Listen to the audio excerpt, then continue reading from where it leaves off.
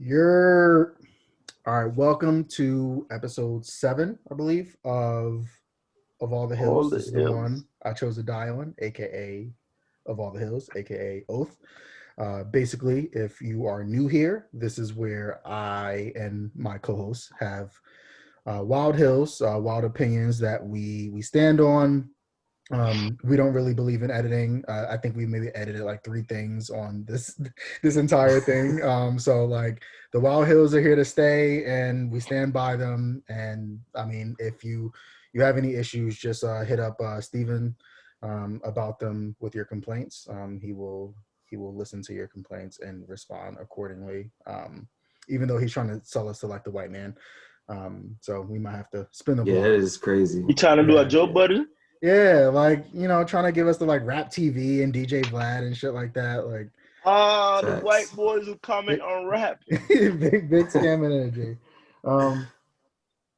So we had to come together this episode to talk about the man, the myth, the legend, Derrick Jaxn, who oh boy, here we come. Oh, this is about to be nice. I'm glad he's popping in just in time. Welcome to the toxic zone, my brother. Yes. welcome. The I one just and real only quick, can I I'm Armand say gonna something? believe it Salad. on the only toxicness. No, man. Real quick, I just had I to. just want to say, Go ahead. Ty, this is actually a great episode for you, because you did say this was episode 7, right? Mhm. Wow. I believe so. I mean, the men I'm with, this is an esteemed group of gentlemen. They were the number 7. That's right. It means a lot Yes, to sir. see Armand's Shout out to the background. 7, man. Shout out to the 7, man. Shout out to Now- the 7s, man. Big fives Now, out Dwight and JR gotta tune in. here.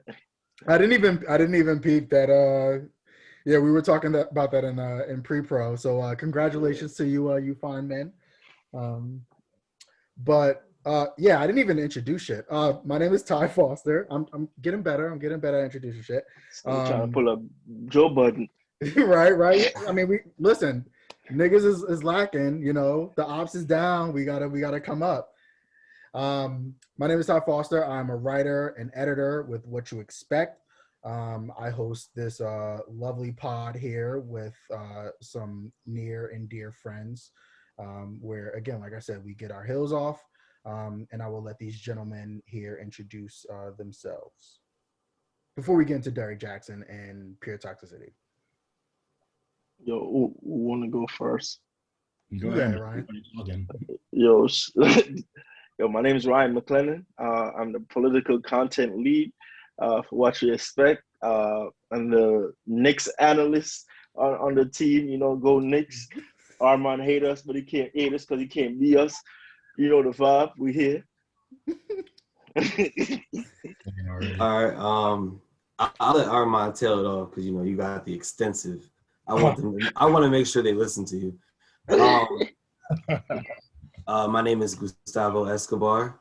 I am the lead director of the Troll Organization segment of What You Expect. Don't let anyone confuse that. Kind of like Draymond, I am the best ever. I'm joking. I don't believe he's the best ever. He don't believe he's the best ever. Yeah, he doesn't either. But I thought that was the ill, bro. no, I heard Ryan talk something about the Knicks or whatever. But there's only one team that's currently number 1 in the East. So we're gonna keep on moving.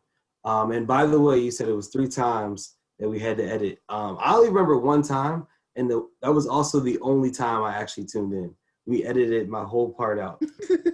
It was too much toxicity, so I'm gonna do better this time. We'll make up for it today. Yeah. I'm Armand. I'm just another black man. I don't know what anyone's saying about extensive resume or whatever. I'm just a man here to get some clothes off and the king himself. Man, he underselling the god himself. himself. He underselling himself. Oh, that's Armand. I'm just Armand here. That's it. I'm just Armand. Okay, so That's while the we most were waiting, invested person on the group. That's the person all the connects. You want anything, hit Armand. You have anything to write, hit Armand. You have social media you want to run, hit Armand. My son multi-talented, man. Listen, if you want to learn how to be an awesome man, follow Armand on Twitter, bro. If the hoes want money, that nigga taught me how you want a trip, hit up Armand. Like, he got it. It ain't nothing. If you just want to better yourself, bro, as a human being, hit up Armand. Yeah, you want to be a wholesome woman, hit up Armand. Like, it's just, gang. Derrick Jaxn. Speaking of wholesome, yes, Derrick Jaxn. Excellent segue. Yes. If you don't want to be faithful to your woman, hit up Derrick Jaxn. So I knew nothing about this nigga before, like 48 hours ago. And I did a little quick Google. And this nigga's a wild boy. So supposedly he came up doing this whole relationship bullshit. And how he got on was him saying that, like, he had fucked up with his college sweetheart, homegirl, Miss fucking Bonnet Queen, and whatever. Bonnet soldier to you, sir. Yes. I'm trying to cop the Bonnet merch. Like, I hope she drops it. Like, the culture needs it. Put some Bible scriptures on the whole shit. Like, we here. Like, you wrestle not against. She's not. The Bible says you wrestle not against flesh and blood, bro, but principalities and wickedness in high places, bro. He's fighting spirits, bro. She on a different plane. She ready for battle. Y'all niggas are asleep right now. You just got way deeper than I thought. Yeah, he about to hit us with all the fucking Bible. First 5 minutes of this. So basically, I think the rest of the world got on to Derrick Jaxn, where this is a person who was basically a relationship guru, which I was saying in our very toxic group chat the other day that I don't believe in relationship gurus. Like, I think matchmakers are a thing, but niggas saying that, like, yo, I got all the fucking cheat codes, the up, down, square, circle, right on relationships is bullshit. But this is what this nigga's time was. I just had somebody hit my phone saying that they followed him, that they were simping for him because, like, he was attractive, all this shit. So this nigga had the moves.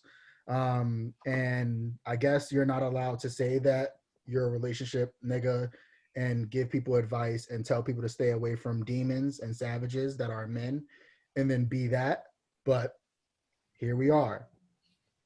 And so I don't know if there was anything beforehand, but basically homeboy and his wife just popped up on, I don't know if this is Instagram or whatever, and she was looking a little wild, respectfully. And it was just basically like, yo, I cheated, like, it's all good. The Lord You're missing the most important part, bro. The hand grip. Yes, the handhold. The hand grip of death. See, and the fact that he's like an Instagram nigga, like, he has the lighting's perfect, the handhold, like, you make sure you got it. The production kind of look costly. I know what you mean. He was dressed to the nines. I mean, I guess like an Armand production, bro. Yes. Straight off the Stay Busy fucking set. Like, my man was looking dapper. Armand, you rented that out, bro? You rented out that for the brand? I have no association with Derrick Jaxn or Soldier Jackson. With her I have no association, no connection. None of the Jaxns. And so, I mean, again, before we just get into just all of our reactions to this, like, what did y'all know about this dude beforehand, and, like, what was the bombshell for y'all? Because, again, I didn't know anything about dude. I just was here for, like, the fucking drama that ensued anyway. And so I don't know if any of y'all knew nigga or his queen, but so I know, like, all right. So what's funny about that is I think a couple of years ago, I remember he followed me, right? But this is before he was big. Mm-hmm. But then I noticed he was just one of those people that would, like, just mass follow people. Okay. And a lot of, naturally on Instagram, people follow back, I was one of those people. So I saw from early on when he would do these, like, random things, and I just thought I knew him from something, but I never knew. Then I see he started blowing up. He starts blowing up. I've been following this guy, right? And every time I actually muted his post because I'd be like, all right, fuck it, we're here. Yeah. He's giving females the cheat code. Like he was literally like snitching. It's like, no. Bro, shut up, bro. And now where it's like, it's funny because I muted him probably, I don't even know how long ago, but I'm out eating, right? I'm out eating, get on Instagram. First post I see is the Shade Room. And the Shade Room posted it, and they were like, Derrick Jaxn, da-da-da-da. And I was looking and I was like, oh shit, that's crazy. And I thought I unfollowable. Close my phone, get a notification, Derrick Jaxn goes live. I was like, wait, I still follow this guy. Bro, I mean, I will say that back then, obviously, like again, he had a lot of followers and things like that, but it wasn't 1.3 mil. It's probably like 10K. Yeah. Okay. But then I noticed after a little while, he was just posting content. Man, now he's this. So when he found out like he cheated, I'm like, bro, you just gave away the whole cheat code. You put on this great image to the whole wide world. And then you got caught and you had to snitch on yourself? Here's the thing. You sound like me when I was in college, but I ain't never had to snitch on myself. Wait, so how did he get busted? Like, I didn't tune into like the whole thing. I mean, I saw what was put in our group chat, but I don't know if that was like the whole story. I think it just started off as rumors and then he just confirmed it, to be honest with you. The Spirit of God. Ryan, as clearly the Bible scripture expert here, what is your thoughts about the sins that have been committed here? I just feel like, they're both between a rock and a hard place. God don't condone adultery, but also if she really a devout Christian, she can't get divorced. The Bible says divorce is a sin. Even Jesus spoke on it. So Jesus himself. Bro, Jesus himself, ain't a lot of stuff Jesus speak on, bro. But when he speaks on something, that's normally the guy that runs the place say something like that, That's the word to go by. He said, divorce not something off God, bro, because he kind of made a vow to God before God and man. So that vow means everything because niggas only have their words. So damn, I would say tell her to divorce, but she can't divorce under her own belief, and she a soldier, so she got to fight this war.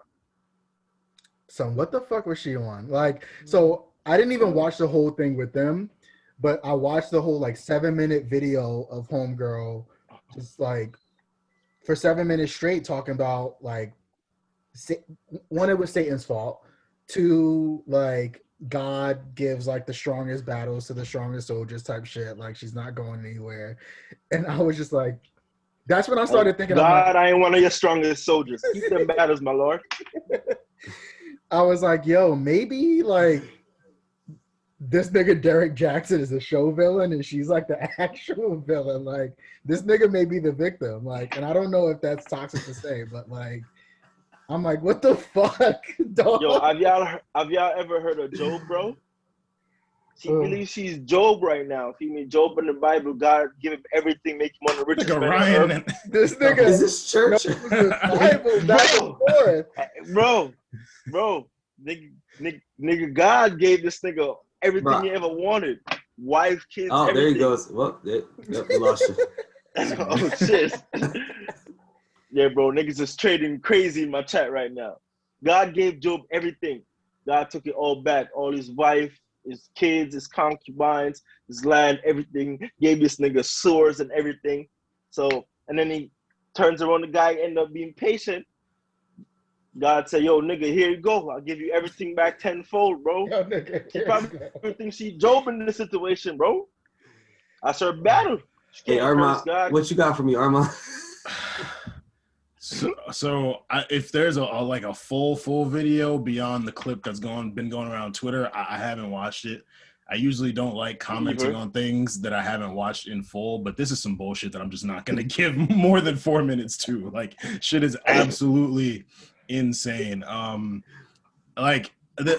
We see this a lot in problematic people, is they start to lean on the Bible and God and say God came into their lives and all that. And for me, as a Christian man, like, that just bothers me. Oh, some nigga right here, man. Like, very much so. Like, you just gotta own that, like, you was on some shit. Like, don't say God put this test in front of y'all. God don't put infidelity in front of people to try and make them stronger. Like, it's madness. It's very funny though. Like the funny part to me was the woman's video that I saw today, where she was like, I'm wearing the helmet of salvation and I'm covered in the blood and I'm on the battleground. I'm like, yo, you, like, it's got to be something stronger than crack. Like, it's got to be stronger than crack. But hold on. You probably have Stockholm syndrome. His video was first. His reaction video. Oh my God! I forgot about that. Oh my God! That completely. He's a serial killer. He's 100% a serial killer. This nigga's a psychopath, bro. Like, okay, so so basically, again, the caption on that shit was even crazier. What ended up happening was they had this video together where it was him and it was her in her bonnet. They were addressing all the rumors, basically confirming that he was adulterous in his marriage and shit like that. The next day, this nigga is watching the video and then comments on his own video and talks to himself in third person and then says a bunch of other, like, it's God, it's Satan, I don't know. Like, and just the fact that you're commenting on your own video that you were a part of like 24 hours ago in third person, and you're talking to yourself in third person, like, that shit is crazy. Like, dog. Like, maybe if he didn't put out that reaction video and you're just completely delusional, you could have believed the video with his wife. But after seeing him, he was making a mockery of her. He was talking about her reactions, how she looked. Nigga said you can tell from the body language. I'm like, yo, this nigga is going crazy. He said it looks awkward. Like, what world? Like she's scared to be in front of the camera. People just live in these alternate realities where they think things like this are okay. Like this is beyond creating content. Like it's madness. Like there are things wired in their neurological makeup that just aren't wired the same as rational people. Like, it's insane. It's absolutely insane. And then again, in like the pandemic, I mean, obviously, I think we've had just the craziest stories that have come up, and so, like, yo, everybody's eating this shit up. Like, yo, all right, niggas want to like be crazy and just like have their life spiral out of control in front of, like, sign me up. Like, what is this? But I don't know. I can't tell. Like, I feel like I'm a skeptical person, so anytime I see some shit, I'm like, all right, this isn't real. But this has to not be real. Like, the histrionics that you're going to, like, so he's talking to himself in third person and like commenting on some shit that he was just a part of.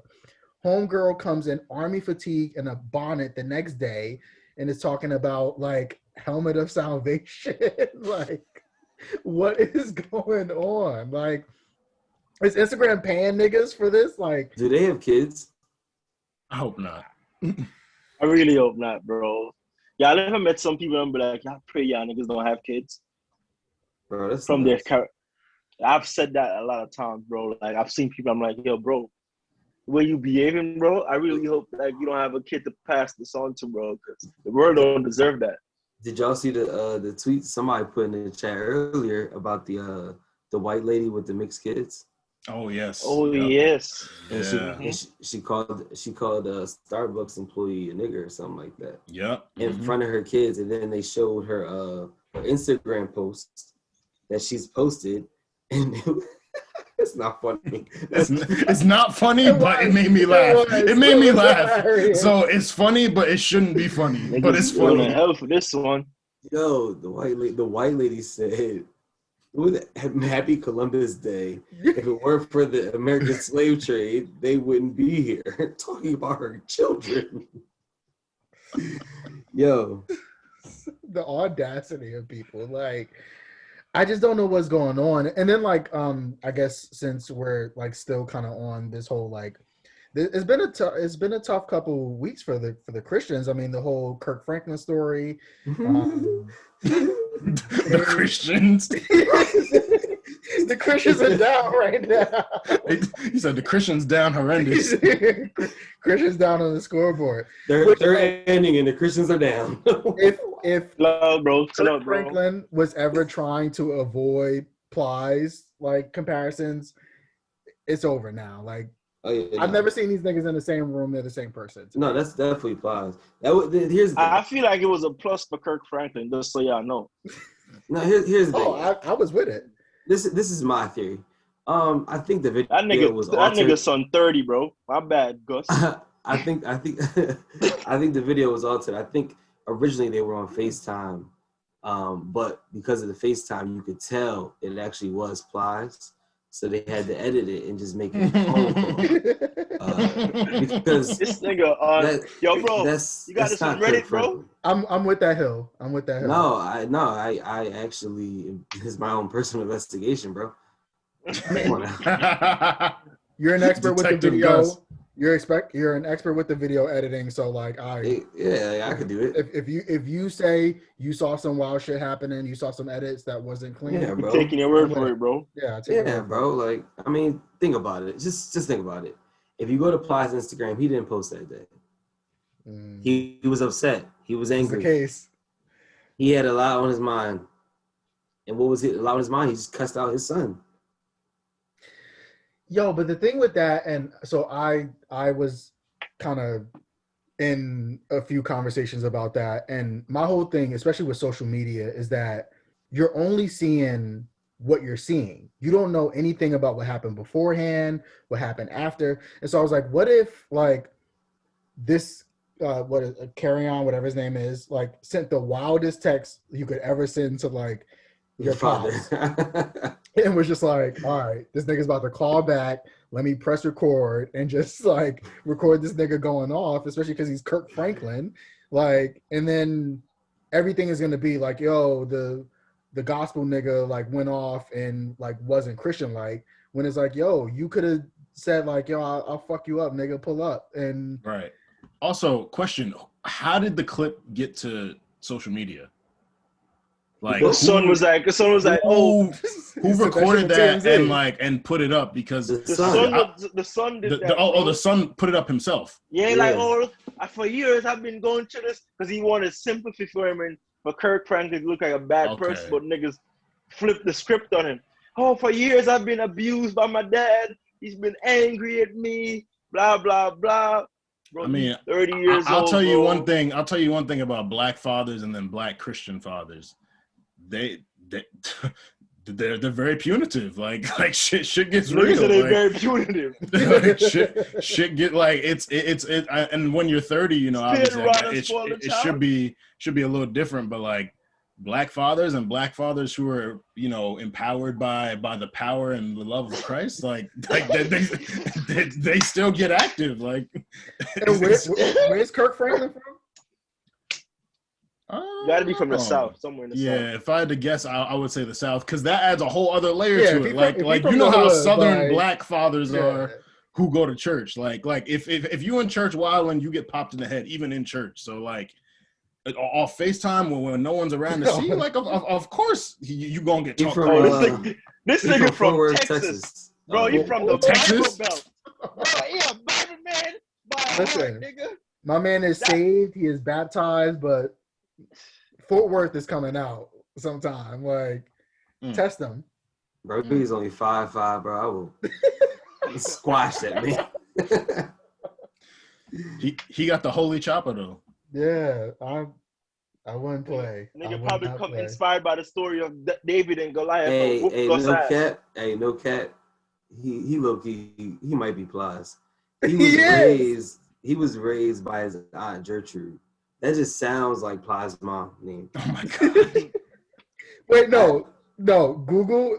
No, I want you to look up Plies'. I know it, but look up Plies' name because I want that moment captured. If you said that that's Plies' mom, Aldrin. Thank you. What is it? Nigga said that's Plies' mom's. Bro, his man's name is Algernod Lanier. Nah, those the same people. So the niggas are the same nigga. That is an insane bro. name. I got bullied for Augustus, and it took me a while to come around to really like take pride in that name. That's a fire name. It is a fire name. Algernod? Nah. I'd never get around to that. The minute he got Plies, that just wasn't. What's your nickname with that name? Nod boy, bro. Algebra, Al? Algebra, Nod, Nod. Call me Nod. I don't. It's Al. It's got to be Al. It's just got to be Al. That's it. I need black people to be better with these names, dog. Like. There's something that my co-host used to always say in college whenever we would see like ghetto names. He'd be like, yo, what if he wanted to be president? Like no one's taking President Algernod Lanier seriously. Like it's just, I mean, look what we went through with Barack. Like, yeah, but Barack Obama at least sounds like an African name. Like, what is Algernod Lanier? Barack Obama had a name to set up, bro. Like the same part of his name, bro. And then Saddam Hussein, yeah. True. I forgot about American Southern, bro. Southern America wasn't letting that shit fly, bro. Still not. I mean, fuck. Without the birther shit, I mean, we don't get Trump. I mean, Big D. Oh, Paul. Hey, yo, what are you talking about? Sorry. I was trying. See, that's why I said Trump, bro. Edit point. Woo. I was sitting here. I'm trying to figure out the origin of Algernod. Well, wait. Isn't there like a poem? I don't know. Wait, flowers for that's all. No, that's all like a ship. else? That's all like a ship from the 80s. Let's go to the Algernod. Oh, sorry, that's Algernon. Flowers for Algernon, not Algernod. Yeah. Algernod is a given male name which derives from the Norman French meaning of with mustaches. She definitely meant Algernon and like didn't know how to spell it, and we just got the D at the end. Like Algernon. I'm sorry, like 2 for 2. All right, next topic. Wait, I have a quick question, and this is kind of more relates to the Derrick Jaxn thing, but not really. I was driving Uber today. I just had a random thought. Oh, you know what it was? I was listening to today's episode of the JBP, and they were talking about Quavo Saweetie. And, obviously, like, the story is Quavo cheated. And I was thinking about it. I was like, damn, I wonder if people were cheating during the pandemic. And, like, does cheating during the pandemic make it worse? Because, like, not only are you being unfaithful, but you're also risking COVID. You know what I'm saying? Like, you might be breaking curfew, various other factors. I don't know. This is a random thought I had. So, since we're here and, since we're all wholesome black men who don't do that. I just wanted people to speculate and kind of give their thoughts on that thought-provoking question that I had. Cheating versus during COVID shows creativity, bro. That is not that wasn't the direction I expected, but keep going. Bro, you have to jump through all them extra oops, the quarantine, the everything. I gotta come up with the extra excuse to tell your shorty you're leaving the crib, bro. Right? Because the whole place on lockdown, bro. You can't tell shorty, yo, I'm going to link with my bros. Niggas like, oh, I can't tell shorty, yo, I'm going to a happy hour tonight on a Friday. Like, bro, you have to come up with some creative excuse, bro. Take out the garbage for a longer time. You're going to get toilet paper for the 5th time this week. You can't tell him you're going to fucking Blockbuster to pick out a movie. You can't do none of that, bro. Like, it's over, bro. Like, you have to be some creative ass nigga to tell your shorty you leaving the crib, bro. Like, she gonna ask for what, and you gotta really come up with a nice argument. Yeah, I think that's facts. I mean, whether pandemic or no pandemic, obviously, cheating is bad, man. Yes, correct. What Armand said. So what Armand said? Yeah, I said cheating is bad. Depends on the context, bro. Oh, Oh my God. What a hill. What a hill. I mean, oh, wait, hold on. So I think, yeah, once you take in consideration the fact of now you are like, all right, so, you know, STDs is one thing, obviously, whenever you cheat. Yes. mm-hmm. But you're adding in Corona, and it's just like, you don't know who they fucking, you know what I'm saying? They don't know who you fucking, and because of that, whatever they get, it's more easily transferable, and it's more likely. I don't know the statistics, but I'm sure COVID was damn near higher, you know, than a lot of the different STDs. It's just not. It wouldn't be worth it at all. Like, it's literally just dumb. But you know what? You bring up a really good. Fuck that shit. No, you bring up a really good point though, because I think COVID ended up being the same thing with like, yeah, STIs, where it's like you don't know, not necessarily you don't just know about this one person, but you don't know where they've been. And so that was the whole thing with COVID is like, okay, cool, you can be around people, but the person that you were just with, like, were they moving around crazy without a mask and like being around all these people who might have had it? And then like, again, just like with sexually transmitted infections, like you might be asymptomatic and like shit like that. And, you know, it's just like all this stuff. And so I think that's an interesting point where COVID taught us like, yo, kind of question niggas and where they've been and who they've been around. And it's kind of the same thing with like, you know, niggas having the gift that keeps on giving. It's like, yo, like, cool, you're out here doing X, Y, Z, but I mean, you might, just like the Honorable Minister Kevin Samuels said, like, don't bring home no kids, don't bring home no diseases, like, don't embarrass the family. And, you know. The Honorable Minister is wild, yo. Yo, that video, I think I saw it yesterday when he said that girl was shaped like a running back. Bro, he had so many chances to stop, and you just kept going, bro. You expect him to be okay with you running out the power eye? Bro, he had so many chance to stop, bro, but just kept going crazy, bro. Did he say she was like as big as like fucking Barry Sanders? Barry Sanders. Bro, he said Barry Sanders. He said, yo, he called her like a wide receiver, bro. Yo, so that nigga said he was only 5'8", bro. Bro, that man said hut. Yo, like, he low-key sounded like a Q when he did it too. Like, I was like, yo, is he barking or is he? I was like, oh, he's doing football sounds. But either way, it would have been hilarious just because, like, bro, that nigga said, bro, and I couldn't believe. Bro, I thought he was gonna stop acting. You shaped like Barry Sanders. Then this nigga said he can just blow up the back out of the pic. I'm like, yo, bro, you gotta chill, bro. Then this nigga said, hold up. I'm like, yo, and Shorty just sat there and took all of that. I'm like, damn, man, you don't say. She was basically agreeing with him. I was like, yo, no, fight back. Fight back.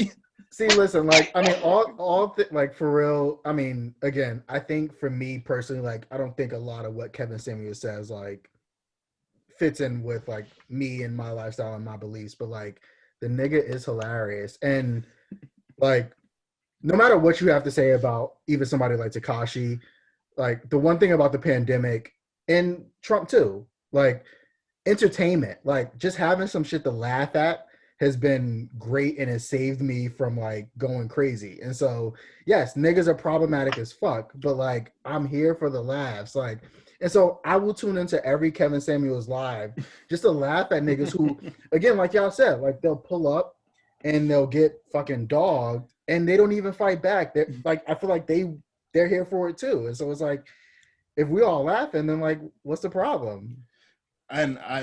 And while I agree, like, there's certain problematic stuff that I laughed at too, I don't support, like, you know, yeah, right. And I kind of have like, you gotta have that on. No, and like, I kind of have a threshold. Like Trump, I actually blocked at a certain point. Tekashi, I don't engage with any of his stuff. But like, with the Kevin Samuels thing, because it's been so poppin' for the last couple of weeks, I feel like people see it as an opportunity for them to go viral as well. And like, you know, it's something that Maul would talk about all the time on the JBP is people have the viral virus where it's like they'll do anything for engagement. And it's like I was thinking about it yesterday. Like, I remember back when like people first got on IG and like you would post your selfies, food pics, and like a lot of stuff. And then like people started to clown that shit. But now that you can make money off of making content in like any other way, all that stuff we used to clown is coming back. Like people are doing that to get bags off of it, to get engagement, to build followings. It's like, damn, have we really reached the point that people will subject themselves to being roasted by Kevin Samuels for 45 seconds or longer than that just for the sake of their name, you know, being seen and getting followers and shit? Like, what's just crazy. What's the dude's name? Boink. I'm sorry, I'm fucking it up. I'm not too familiar with him. Boonk Gang. That dude? Yeah, Boonk. Yeah, sorry, Boonk. Yeah, and just like all the crazy shit he would do. And I mean, yeah, we grew up off like Jackass and shit, and like seeing, you know, niggas do some wild shit. I'm about to say Steve-O used to do. But that was a TV show where like he was already being paid for it though. Like these people are doing that stuff with the intent of getting to that point. Exactly. Side note, I just looked it up on Amazon. If we all chip in like $4, we can get Ryan a cell phone stand. We might have to do that. I mean, it's 3 of us here, like $4. We can get one. I can give to the needy. I got Prime. Needy kids in Jamaica. I can do that. Yeah, I got Prime. Bro, so chill, get it to my boy. Get you that shit tomorrow, nigga. Yeah, bro. You need that. That brother's starving over there. Bro, it's all these damn trades I've been vetoing, bro. I told myself, ain't nobody team getting better while my team dirt, bro. So I've been vetoing every trade. And not to mention, his phone is on a glass table, so it's literally nothing. Yeah, it's better after sliding, bro. So every time one of these trades come in, my shit just vibrate and just slides away. Pause. And when I come off camera, hey, Yo, yeah. I hate niggas. I very much dislike colored folks right now. Oh man. We'll pass around the collection plate at the end. Yeah. We got you. We got you with the ties, my brother. Does anybody have any pressing hills that they need to get off? Oh man. Maul not coming back to the Joe Budden podcast. That's what I want to say here. I want to stay here with Armand on here. You know, Armand said to leave that business. I would love to talk about it in this setting rather than the group chat because, like, you know, it's you can hear people like. I just want to clarify. I understand how I might have came off when talking about it, but like I think I just kind of look at it differently because like. I run a podcast with my best friend. Yeah. Well, we're not at the level of Joe Budden podcast yet, but like we have disagreements too. Mm-hmm. And like that shit comes through when you're recording. Like it feels different, you know what I'm saying? So it's like, I don't know, for me, I kind of just, I'm like, Rory's probably having some personal stuff. Like they're all dealing with shit and like there's stuff behind the scenes that we probably don't know. So I'm just like, it's just always weird to me when people like are licking their chops and like getting all like into potential negativity and like making it into more than what it is and all these crazy theories. Like it's like, and it's natural when you're the biggest podcast in the world and your shit is happening publicly, like you're talking about it on air, people are going to talk about it too. But I'm just like, I don't know. I just feel like there's better stuff for us to focus on rather than trying to speculate. Like they're also very transparent. So like Joe talked about it for an hour and a half today, and they're probably going to talk about it more because Twitter's been like adding them and going on about it. Like we're probably going to hear a lot more about it when when Maul and Roy return, if they do. So I'm just like, I don't know. I just always like to wait and see rather than making a big deal about shit in the moment. So that's all it was. Like I wasn't trying to ruin y'all fun, but I'm just like, it's not that deep. Like, yeah. I mean, I think one thing about that and listening I to blame What You Expect for introducing me to Reddit, bro. Because that's where all this shit came from. Reddit is just a nigga said to so Reddit might be worse than Twitter. It is. I for think sure. it was Especially for their I think it was you. I think that it was you who recommended Reddit to me, bro. And me? I typed in the Joe Budden podcast, and I see this nigga wrote a two-page essay, bro. Like detailing the problems. I'm like, yo, bro, these like niggas don't got a job. Bro, he spent mad time typing up that doc, like bullet points, fucking counterpoints, and all. I was like, yo, this nigga really did like a thesis paper. Like, but that's Reddit. Like, I mean, people just be having like it's a different type of like group of fans for the subreddits, and like the energy they put into shit, like it's crazy. But for the Joe Budden pod, I mean, in particular, it's like a lot of podcasts are, especially ones of that like level of acclaim. This isn't guest based, so people who are here are people who have been here since maybe the beginning or wherever they came on. You're here for literally the chemistry that they have as friends, and so like you're not tuning in because Beyonce's here this week, Jay-Z's here this week, Kanye's here this week. You're tuning in because you are familiar with like the chemistry that they have, and you want to hear what they have to say about, whatever's kind of going on. Like it's expanded beyond just like a music pod to, pop culture and all that. And so, yeah, I mean, it's kind of natural that, especially for people who are so transparent that, and for Joe and his experience where he's talked like about his time in the music industry, if it's like, they're on vacation after we've been hearing weeks and weeks of tension. Like, all right, like that's not what's going on. Like what really happened. But no, I feel you. And I mean, honestly, like to keep it a buck, I mean, not to say that we've had like, tension, but I mean, what you expect. I mean, it's, a lot of people that I went to high school with that I've known since I was 14 years old. And I mean, I know we all have different, levels of connection to, the people who are tied into that. And so, I thought it was like something that was really interesting for them to talk about, friends being in like a business or a venture together and how you deal with having that friendship and maintaining that or having that versus, the business when there's money coming in, when there's like a difference of like passion versus like where people want to move on to. And so, yeah, I think for a lot of people who are in some sort of initiative together, like that's a real thing.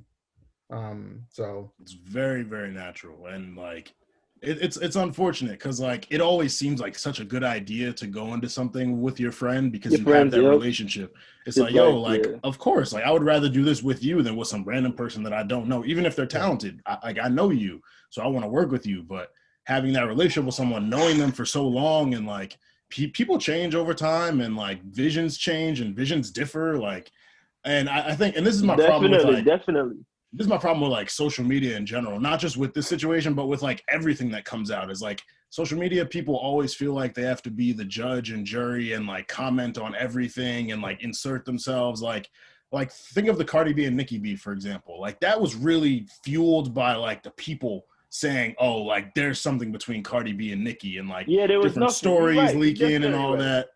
And it's just like, we have the power to just let shit be, but people like negativity is just so attractive to people. And like, it sells, bro. They feel like they got to add to it. And like, it can be very like, there's a lot of negative shit that I laugh at, but like, I don't know. I guess like I've just tried to kind of keep my distance and not be tagging people and shit and like tagging the person they're beefing with. Like that behavior is so strange to me. Yeah, it's kind of a mixture between like tabloids and again a lot of like the negative energy and beef and drama, and just the fact that you're only getting kind of what I was saying earlier to the Kirk Franklin thing. Like you're only getting this bit from the camera rolling to the camera ending. Yep. And then you're kind of there to create a narrative around it when you don't know the whole situation.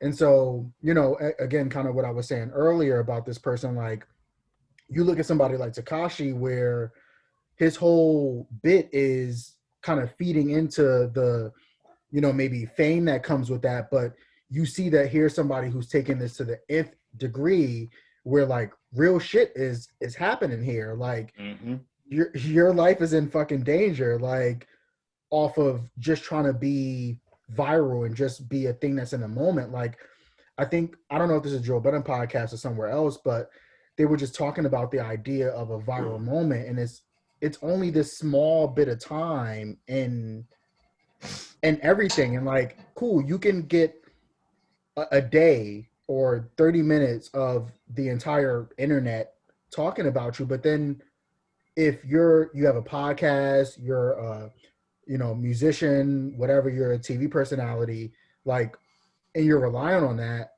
then how do you sustain that? Like, what do you do afterwards? Like, so it's, I don't know. It's interesting in this kind of age of like, if you're going to rely on that, I guess I'll say this, like, at least be someone like a Doja Cat where like there's some talent behind it where like, okay, you do some wild shit, niggas like, oh, what the fuck is this? And then it's like, wait, like, you're actually really talented. Like, let me stick around and hear more versus, oh, I'm just going to do dumb shit. And, there's nothing of substance behind it. Yeah. Yeah, like I was seeing today on the timeline, people were saying like, oh, this is just a rollout for something. And I think over the last 3 years, like, people thinking everything is a rollout has become one of the, like, just one of the most frustrating things and not frustrating, but it's just like people say, like, people literally think everything is a rollout. Like, every single story that comes out, every breakup, every wild action out in public, all this is like, fair, everything can be a rollout. You can use it to then put something out. But like, I don't think Joe went an hour and a half talking about what happened with Rory and Mal for the sake of rolling out a Rory and Mal show on his network. Like, this sounds like a very real situation that like they're trying to figure out. Like, he sounded very earnest in that. And I think social media has conditioned us to just see everything as a publicity thing that's leading to something. And like, you're right. Like, Doja Cat did it well. Like, her bitch on the cow thing led to really good music. Like, she showed the talent and substance behind it. Tekashi just kept doing what he was doing to stay relevant and then throwing out music, and people weren't interested in the music anymore. They were more interested in him. Like, he kind of hit his music peak in like 2018, and then it was after that, like, I actually liked the album he put out in 2018. Like, I thought it was all right.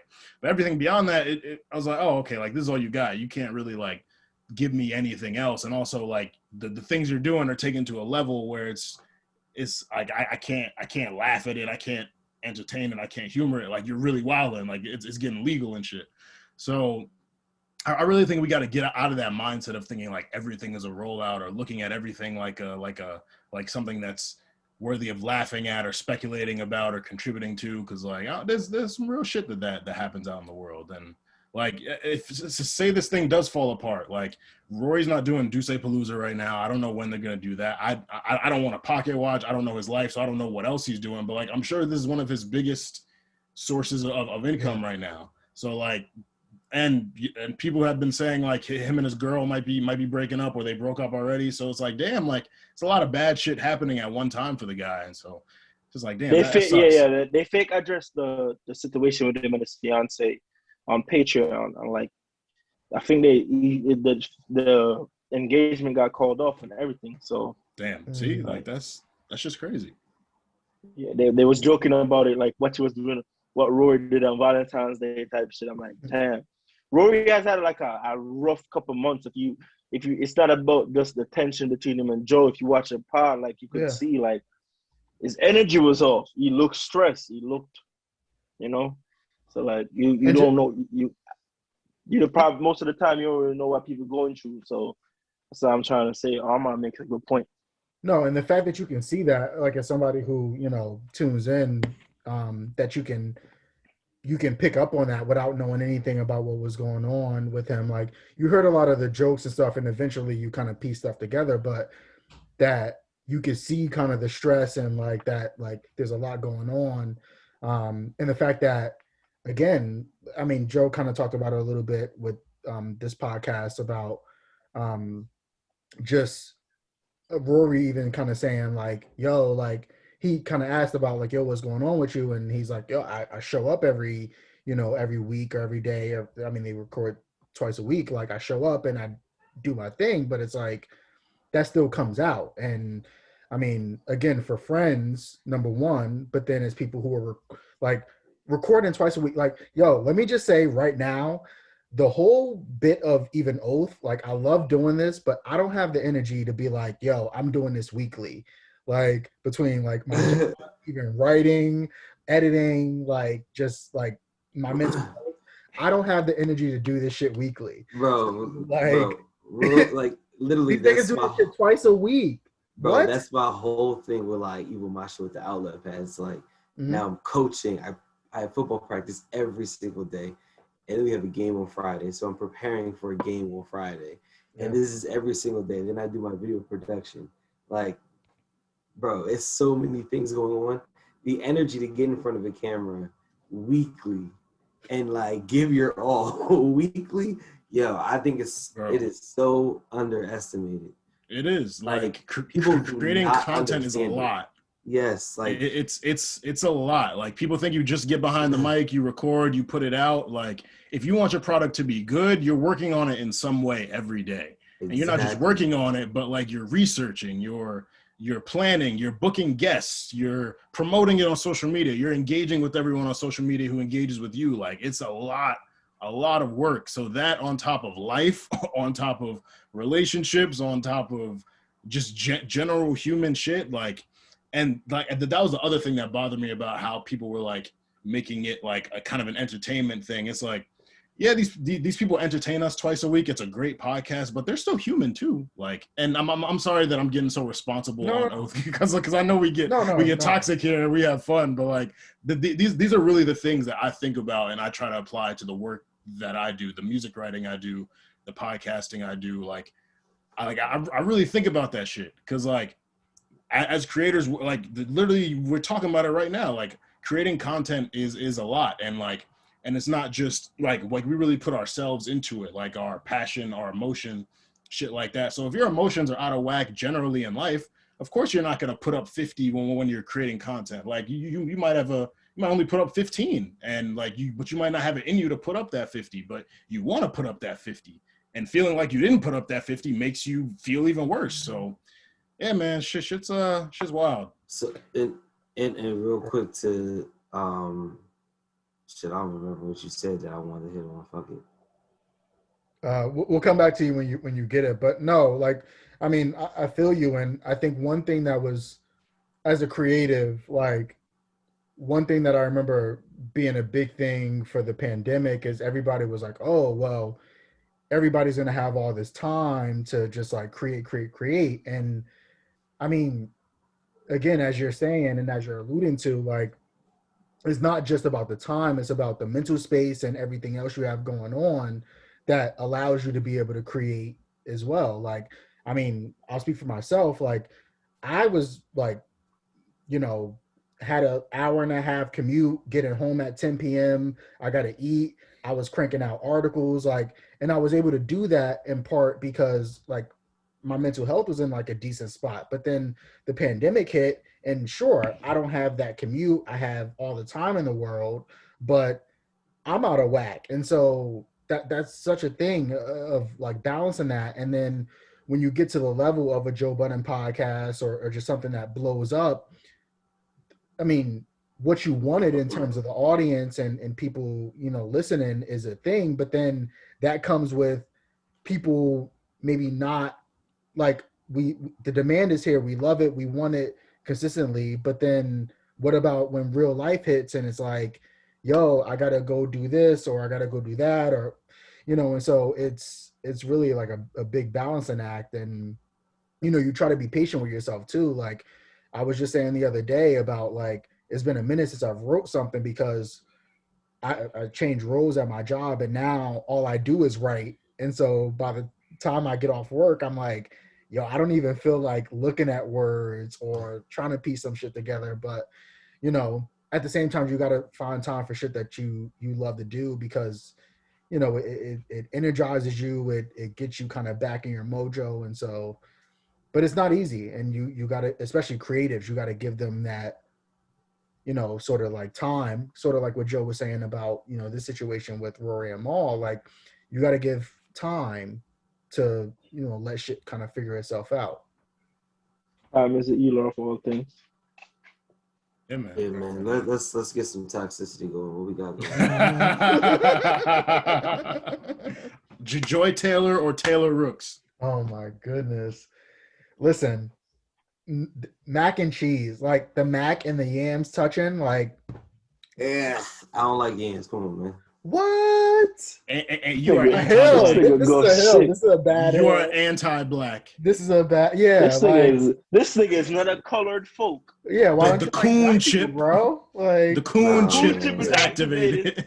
I don't eat potatoes. Exactly. I don't eat no type of potatoes, bro. What? Wait, fries? You don't eat fries? Well, I eat fries, but that's This nigga is not a human, bro. What? They cut differently. I can't eat them. Like, It's still a potato. it's not, but the like a lot of potatoes all thick and nasty. Like, ugh. You think you know a nigga, and then he tells you. Ew to you, nigga. It's ew to you, What? nigga. But you fry that hoe real quick. You know what I'm saying? Like when I can eat hash browns from like Waffle House because they're sliced, the sliced ones. It Wait, so you like to it fry thin? hard. Yeah, like it's gotta be thin and sliced. Oh man, Yeah, I don't like them fat. Like the potato wedges, it's too much. that's what Like, sauces are for. Tater tots is as far as I'll go. Like that's as thick as a potato. This nigga anti-potatoes. Damn. That's crazy. We gotta got end the talk episode now, I bro. know about this. Yeah, this is Feels racist. I don't know. It feels racist. very Yes, racist. he's racist. Like, there's But He's classist. But back to the question, I honestly, and I've thought about this. I've thought about this. I made a pros and cons board. Yeah. I made a pros and cons. I kind of came up with everything. I would have to like scam, and I would have to use other people's social securities or whatever to get a bunch of stimmies. And whatever they ask for, I need them both. I can't consciously tell one of them no. You feel what I'm saying? Like I can't consciously say I want Taylor and then have to look back and walk and see Joy walk away for the rest of my life. No, I can't do that. So I need both. And whatever you ask for, if you both individually need 2 Birkins, then I need to figure out how many people I gotta get to get you 2 Birkins. I gotta do what I gotta do. I feel you. You can't. Those women are beautiful. Shout out to Fox though. Like just Fox, because like ESPN would never, but Fox allowing Joy to just like serenade us with picks every day. Thank God. Bro, how do you think that like the microphone feels that the microphone gets to get that close to her lips? Like, bro, I'm hating on that microphone. I'm Yeah, hating. for real. bro, All right, bro. the cameraman. Colin be like chair. 12 feet away, and even Colin, I'm like, damn, bro. Like, Bro, I know the Wes. cameraman be forgetting to turn off the recorder. He probably just be sitting there staring, and she's like, "All right, I'm done." He stays zoomed on her while Colin's talking. right. You feel me? Like ready. It'd be like, pan right, This pan nigga's right. still live. Whoever is on camera 3 and is responsible for Joy, he's the happiest man alive. He doesn't watch Colin. His camera is focused the entire time. Like he good. And he got what, bro? Taylor Rooks is gorgeous. Wait, where's she at right now? Because I know she was like Bleacher Report. I think she did some stuff with like Turner. Yeah, too, FS1 like, with Colin in the she's morning. FS. Yeah, she got Wait, FS1. Taylor Rooks is on FS1? Yeah, I know Joy is Yeah, there. Colin Coward at Joy, 12. yeah.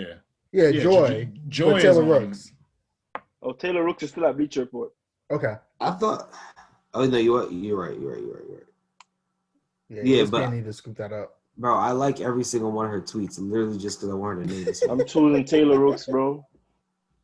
Yo, I just crazy. I love that two baddies are just like combined. Like, I mean, I like to mix my food anyway, so like, yo, just put it together. Like, I'm with it. Make I'm with it all. happen. Yeah. What about Make it happen, Captain. They can happen, about- exactly. what about if you throw in Taya Cooper? All right. I mean, this is all of all the hills. Like, can I be a hater? Like, yo, how? Go for Taylor Rooks. I don't Dwight, care. She's so how? Like, I thought we were just That's saying funny. the other day that Dwight was like, this wasn't his thing. Like, and Oh no, he's Bad Taya definitely Cooper? he's definitely a booty warrior. I think this is where my political career gets ruined. So I'll see y'all, gentlemen. On the flip side, Senator, future But Senator. no, for real though. No. This Real is talk her. though. Real talk though. Like, Nah, Tia Cooper how? is really fire. I'm gonna just say this. And this My is son all- probably got a game, bro. Yes, This get is both. Yes, of get. all the Yes, hills. get. I legit like my like biggest like crush in life is female basketball players. That's what's up. I mean, I'll be real. I don't like watching them play, but I mean, I'm sorry. I had to throw that joke in there just because I wanted to see Armand's face. That's literally the only reason I said that. All right, this is where niggas ain't up. This nigga becoming very anti-feminist. No. During Women's History Month. Misogynist is treatment to his veins. Women playing basketball is extremely sexy. Like, it's extremely sexy. You watch WNBA often? Relax, bro. They're very talented. They have the high school. Listen, the high school I went to, we was on ESPN on everything. We had 100 straight games. We won 100 straight games. Our girls' team was dominant.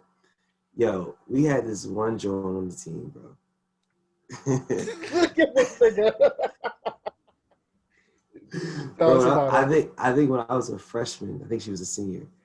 Her name was Janae. Yo, I gotta find it. This nigga. God. Because I think bookmarks. She in the bookmarks? Nah. I just remember her. I think I remember her name, but her name is, I think it's Janae Parker. I think, but so she was like 6'3", 6'4", bro. Ooh, we like trees. Averaging like 23 and like 12, bro.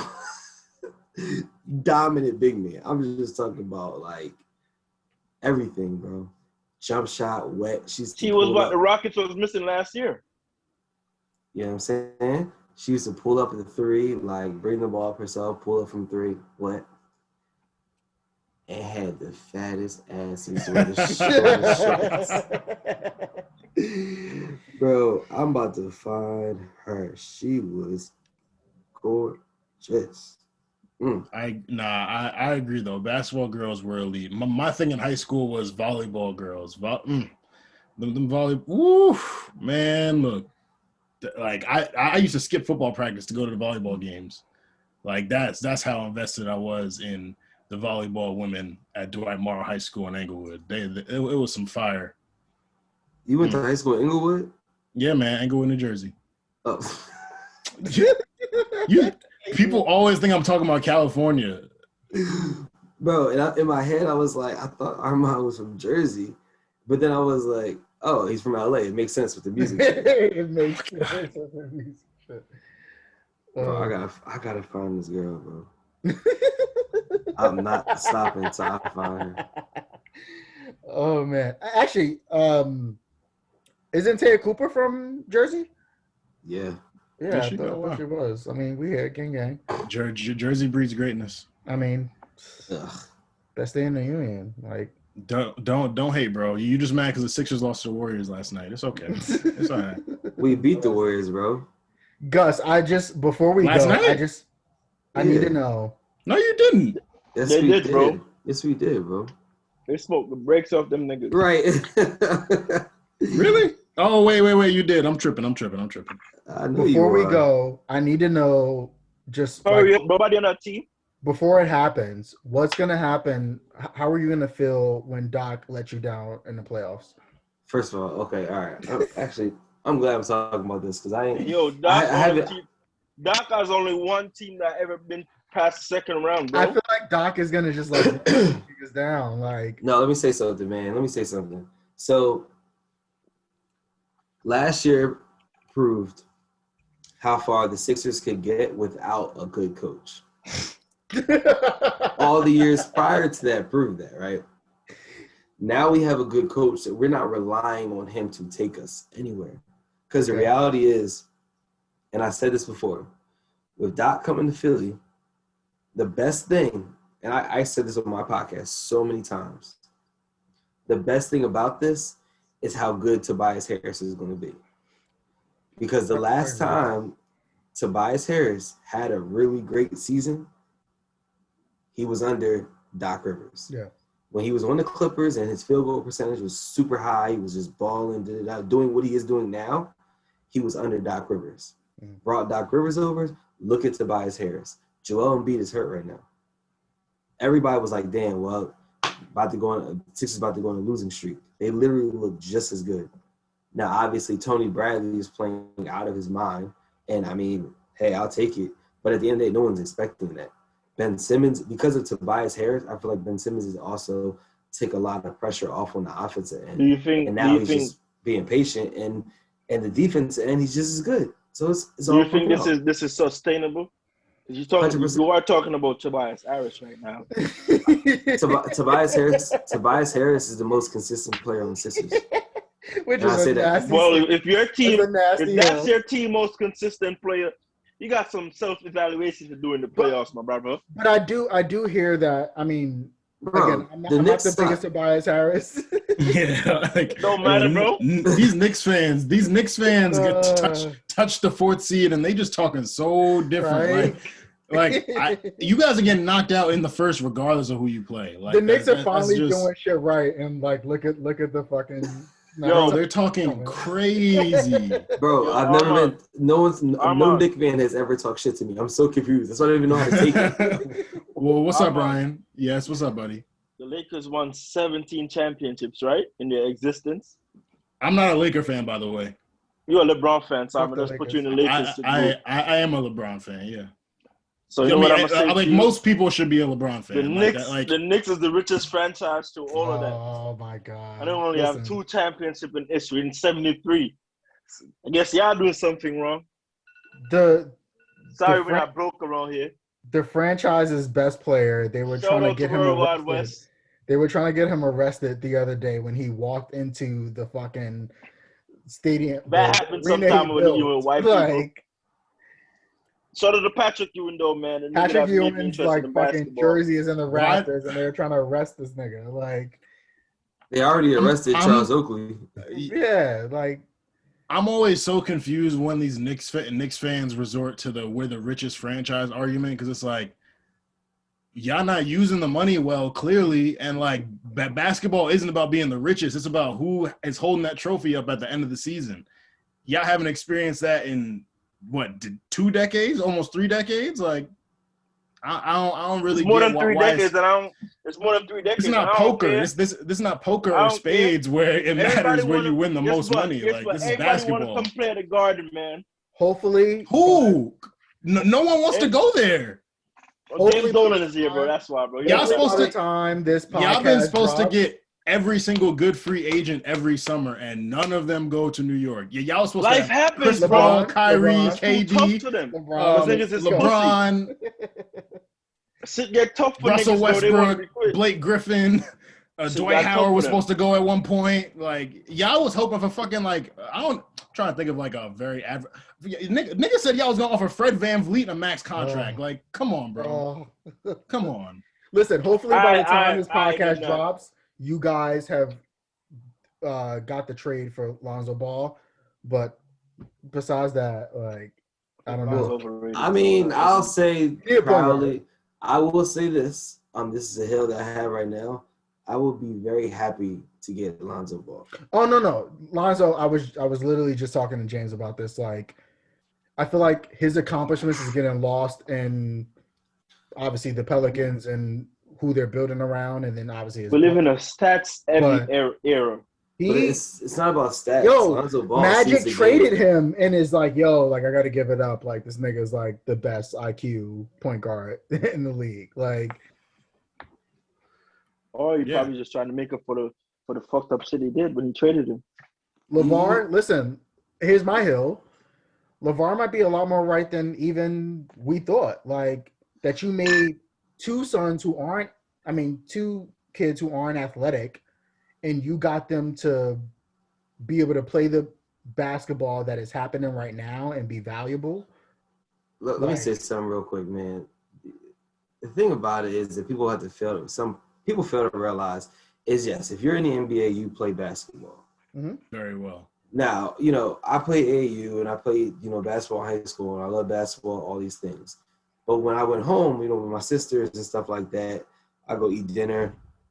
I might go outside, shoot some hoops or whatever the case may be by myself. Or I just play video games. Just entertain myself. It's a house of 3 kids, 3 boys. They're leaving practice to come home, to go out, eat dinner, to go right outside to the court and shoot some hoops and play more ball with each other. They literally like live and breathe basketball on a daily basis their whole lives, whether it be actually, you know, playing under the whistle or just playing with their brothers. And that people underestimate that. Like, you have to have the IQ, because rough, like, you have to figure out how you're going to score 21 points when 3 people are guarding you. Like, like at the end of the day, they had to understand something. I'm sure they had a lot of games of 2s out there. Like, people fail to realize that, and I'm not surprised if their IQ is out of this world. Look at LaMelo. Like, he's literally out there having a ball. I mean, he's hurt now, you know. That was a good one. LaMelo's out there having a ball. Oh, that was a bar. Look, see? He's nice. See? Somebody nice. Call King Solomon. I got him. Yeah. Next album dropping when? Right. Never worry. Okay. Bars by Augustus. Yes, sir. February 33rd. It's gonna be lit. But nah, for like, I mean, he's just out there having a ball, like playing. It looks like playground basketball, but it's fundamental. Like, it's getting the job done in the NBA. And I mean, these dudes, bro, when you're able to do that, especially at 19, that means the game has slowed down for him. What it takes a lot of dudes at least 6-7 years in the league to slow down. It's slowed down to the point where he's out there having a fun. He's having a ball. You can see, for example, James Wiseman. Yeah, he has flashes, but the game has not slowed down for him yet. Yeah. He's still like, because he didn't really get college ball. He didn't get no professional. This is his first experience. LaMelo, like, he's dirty. Like, he's nasty. And with Lonzo, he just needs a better system. He needs a system where he could be the facilitating point guard that he is. Yeah. Wait, who's the coach on the Pelicans? Dwayne Casey, or Casey's for the Pistons?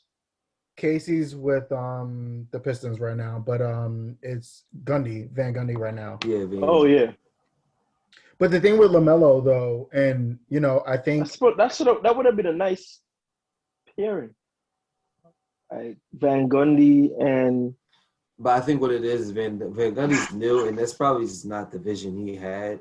Yeah, so, I mean, like, and you got Zion, you got BI, you got to figure out stuff going on there first before, you know, you owe anything to Lonzo. But I think one thing that's with LaMelo is that he was, because I mean, again, like you think about how young he was when all that stuff was going on with Lonzo, and even just with him with switching, going to Lithuania and all that. Like, think about the competition he's playing against. So, like, he's supposed to be in high school, and he's, cool, whatever you want to say about Lithuania, but, like, he's playing pro basketball when he's supposed to be playing against high schoolers.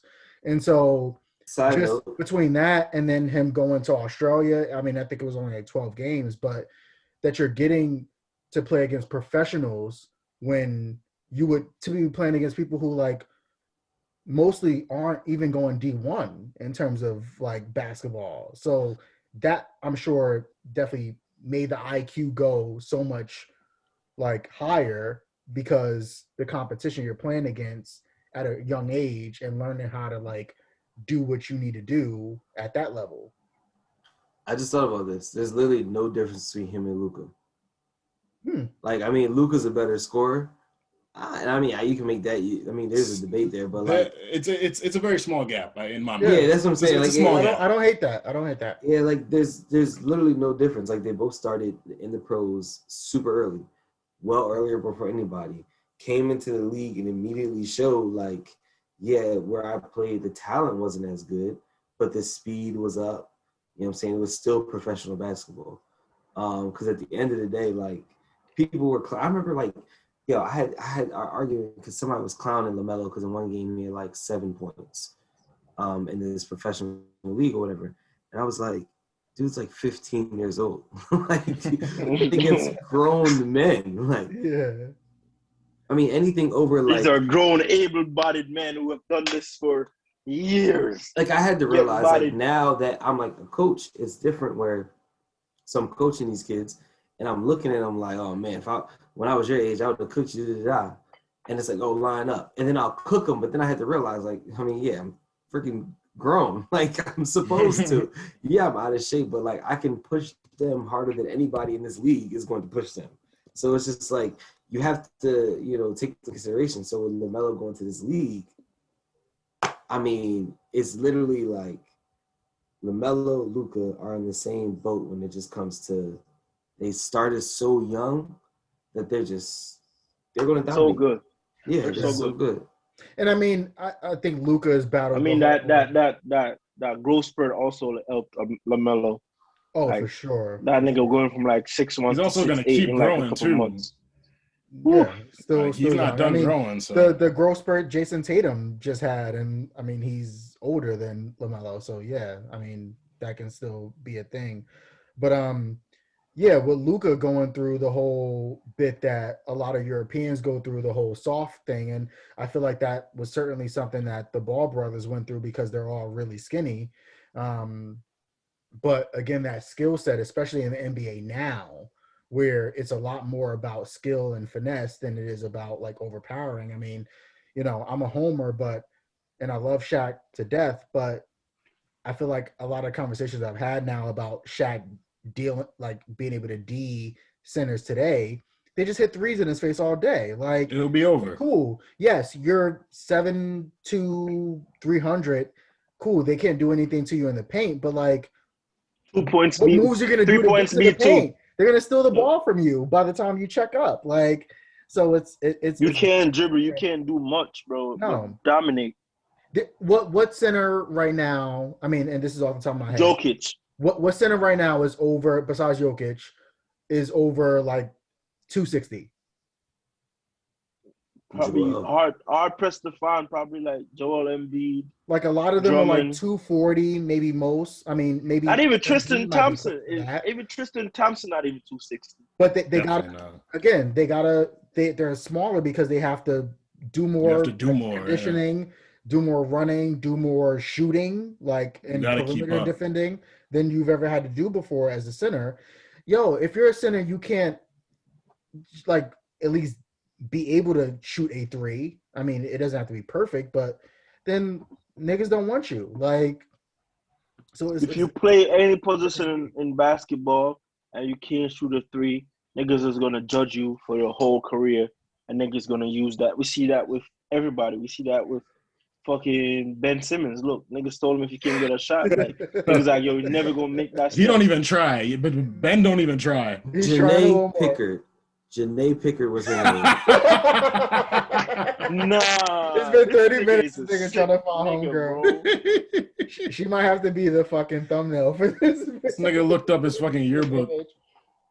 Bro, she definitely does not look as good as she used to look.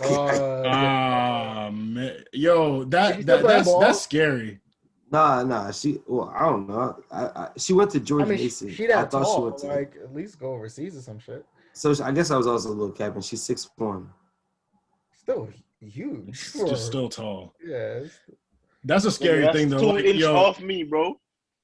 You know those tweets where like people are like, yo, yeah, I used to front on me in high school, and now I look good, and now you want me. It's terrible when the reverse happens. Like when they peak in high school and they get worse over the years. It's like, oh, damn, yo, like heyday. Yo, back in 2011, you was the shit, and like I wanted you, and like I thought maybe I'd be able to get you later in life, but now I don't even want you. Like, yeesh. In high school, you was the woman, homie. What happened to you? Oh man. Man, this was great. I love how, again, the one thing I want to say too about Oath is like, listen, I'm always here to have fun with this, but again, kind of to quote the Joe Budden podcast, we can't make jokes if we can't get serious too. So, I definitely love doing that. Again, I want to give jokes, but I want to be able to like have some gems and have some nuggets in there too. So, thank y'all for pulling up. We will get this out as soon as my man can get to it. I know he is coaching. Listen, like I feel like I just want to put this out there too. Like we need the What You Expect Last Chance You with my man Gus. Like, like we just that's just like prime content we're missing. But No, we got some content this season too. I bet. I fucking bet. No, but thank you guys for pulling up. It's always great as usual. And again, this podcast, if you've been tuning in for 7 episodes, this doesn't happen without the people who pull up and make this happen. So thank y'all for tuning in. Like, subscribe because I don't let you know when the next shit's coming, so you need to know when the next shit's coming. But peace out.